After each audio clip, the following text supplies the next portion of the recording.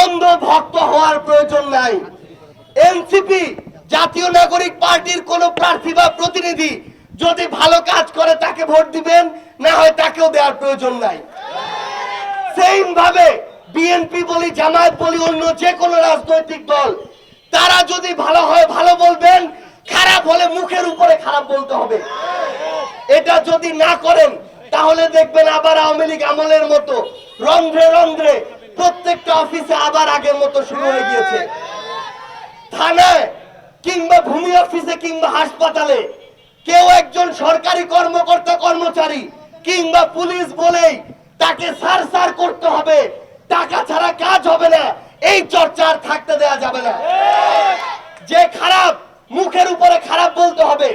দরকার হইলে সচেতন তরুণ সমাজ যারা আছেন, পুরা ডোমারের নীলফামারী সোশ্যাল মিডিয়ায় কেউ যদি টাকা চায়, টাকা খায়, হোক পুলিশ হোক অন্য কোন সরকারি কর্মকর্তা কর্মচারী, তাদেরকে সোশ্যাল মিডিয়া প্রকাশ্যে তাদের নাম ধরে লেখালেখি করবেন।